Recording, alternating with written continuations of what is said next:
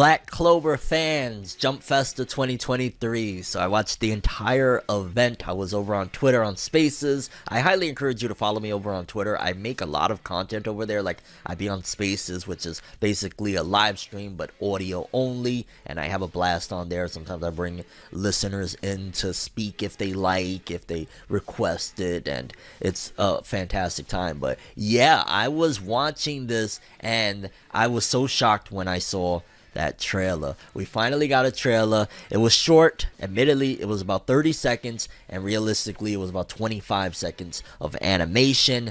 And it looks amazing. King Conrad looks amazing. Asta looked incredible, especially, like, I think it's one of the final shots of him. It just looks phenomenal. The art, the animation.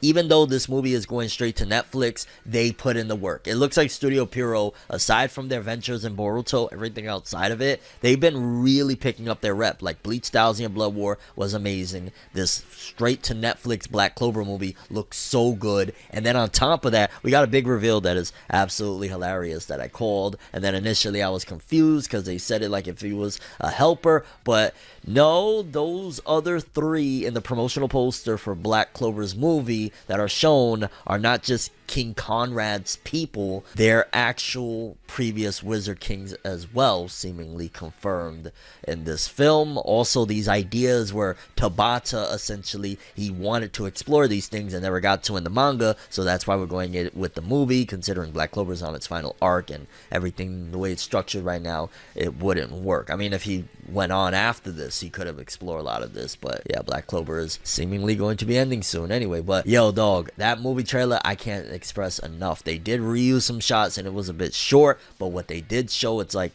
if they are going to have that pattern for the whole film or majority of the film, this is going to be a great one, dog. And I really just hope people support. If you're watching this right now, you're one of the few, you don't understand how important it is, because even with mainstream stuff, if enough of a cult supports something, it sends a message, and it's like, okay, we just didn't do the marketing in other areas, and that's why it didn't spread to the mainstream that we wanted. Okay, let's get another one of those Black Clover movies in. So you may think that your one viewing experience ain't gonna help or something like that. Trust me, it does. Those analytics help big time. If a small cult get together, we can make enough noise and rock the boat and get that TV anime back, even if it is straight to Netflix.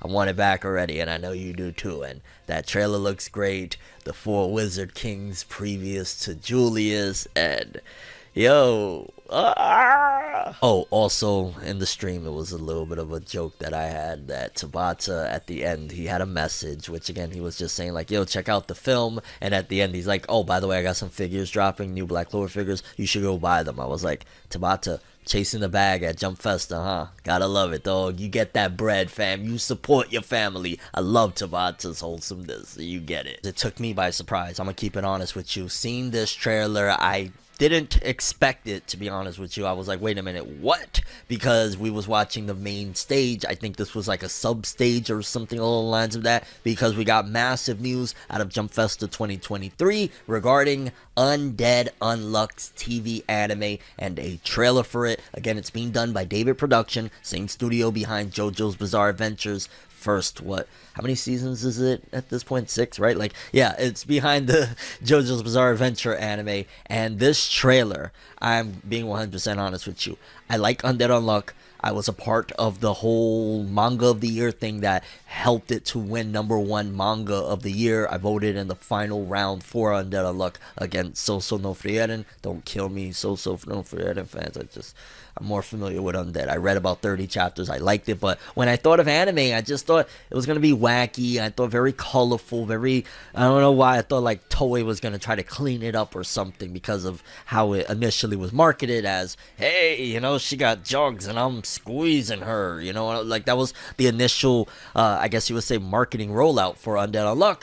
And yeah, it kind of backfired because people were like, whoa, you know, and we're in times now and all of that stuff. So Undead Unluck had to take a different approach. However, this trailer, dog, with Fuko narrating it and the tone and everything, it almost came across like a whole different anime. Like, I don't think an anime trailer has ever done this for me, where I am so much more excited for Undead Unluck than I was even reading these 30 chapters. I don't know what it is. The TV anime looks like it's going to have a different vibe. It looks like David Production understands that, okay, Undead Unluck has a bad rep out there. Let's change it. You know what I'm saying? As long as we make the best quality possible and throw it to the people, they will, especially with David Productions behind them, they are going to get on board, because Undead Unluck already has a little cult. Now, how do you do it? You change the marketing and everything, and this trailer, Andy, you know, when he does get a little crazy and wacky, it still doesn't feel like